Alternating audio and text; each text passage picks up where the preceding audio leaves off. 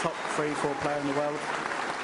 You know, he hasn't been well, and he's come back to have a brilliant tournament. He showed everyone here at Sheffield and everyone watching what a fantastic player he is. So I just want to, you know, he's had another brilliant World Championship. So, and it's been great here all week with all these fans. You know, I've come here to try and entertain this tournament because I just wanted to show people what I was capable of, and you know, that was my main intention. You've done that all right. And you know, so much commitment and passion and desire to win this world title, and when we look back at it, even in the last few months, what's changed for you in the last year? And I just wonder how much you owe to Dr. Steve Peters and the work that you've been doing with him. Well, I wouldn't have been playing if it wasn't for Steve. You know, I wouldn't. I said to him when I first met him, I said, I really don't want you to be able to help me. And he said, that's the normal answer I get when people come to see me. So he said, but you're an easy case. And, you know, I've just stuck in it all year, and we've worked together, and it's been a rocky, it's been tough because I've had to face things that I've probably didn't want to face. And once I face them, I think, really don't want to keep facing them.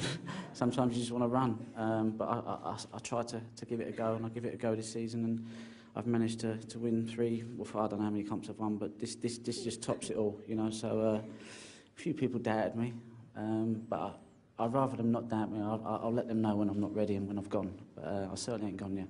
That's great to hear, because that was the next question, really.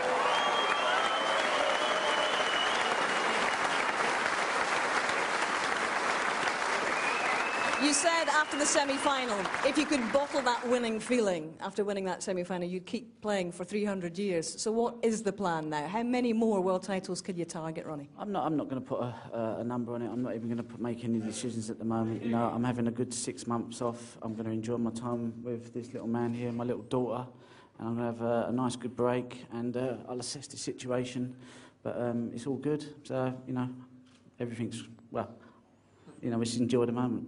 Special to share it with Ronnie Jr. Did you hear him? He shouted, "Come on the rocket," a couple of times. I know, I could hear him whispering, and then he said, "Come on, Dad," and I was like, oh, you know. Fantastic, well done, Ronnie. It's ain't the time to get emotional, you know, but, you know, just, when I see him this morning, I just thought, you know what, it just puts everything in, you know, the pressure lifted, because, you know, just to see him, you know, was just the best thing.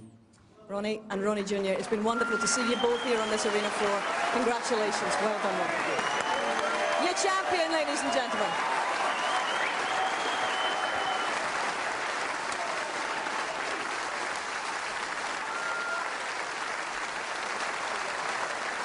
Ladies and gentlemen, please welcome your presentation party. Barry Herman, the chairman of World Snooker, and Fred Doan, boss of Betfred.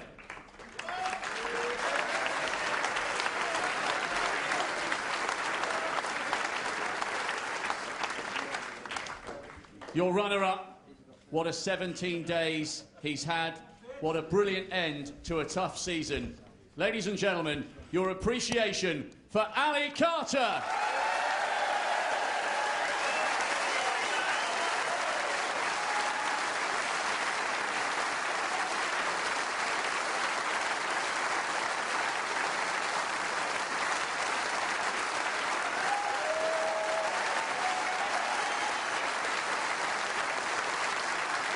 And the winner, receiving the trophy, the cheque for £250,000, and the title, 2012 Betfred.com World Snooker Champion, the Rocket, Ronnie O'Sullivan.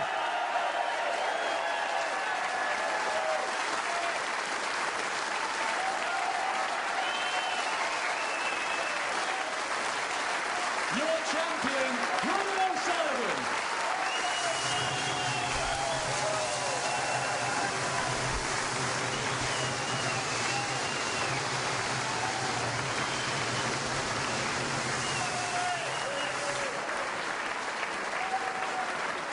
So Ronnie joins the likes of John Higgins and Ray Reardon, Steve Davis and Stephen Hendry as a 4-time world champion in the modern era. And he's reticent, obviously, guys, to say how many are in him. How many more do you think are in him? As many as he wants to have in him, simple as that. He's got more talent than any human being has a divine right to have. He's been sprinkled with stardust, that boy, he really has.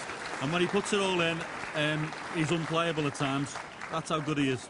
Sum up his Crucible campaign this time, compared with the other 3. I think very controlled amongst the genius that he produced on the table, and at times unplayable. at his worst moments in the event, he was controlled, his safety was good, everything was really in place. And obviously he's praised Steve, he's a sports psychologist, and from my perspective that's the best ever Ronnie O'Sullivan we've seen at the World Championship. Now Ali Carter is joining Jimmy White and Matthew Stevens with an unwanted tag at the moment as the only guys to have featured in multiple finals and not one yet. But what has he proven to himself and to everybody else watching here this campaign, John? Well, he's certainly good enough to compete. He shouldn't be thinking about flying an aeroplane. He should be thinking about playing snooker, because he's certainly good enough. And listen, he's lost in 2 finals to a genius twice. Indeed he has. How will you reflect upon this year's championship, Steve? I think it had everything. I think it was a great balance to it. We've seen the introduction of the Chinese players, but I think it was Ronnie O'Sullivan's World Championship by a mile. Indeed, all right. Well, gentlemen, it's been terrific to share these last 17 days with you. I think it's time we all took the long rest. Ronnie's going to take a long rest for a good few months, I would imagine. But that is it from the Crucible for 2012 and the Betfred.com World Championship. I hope you've enjoyed it. It's certainly been controversial. It's certainly been captivating. But at the end of it all, the rocket has landed for a 4th time. Mission accomplished. Bye-bye.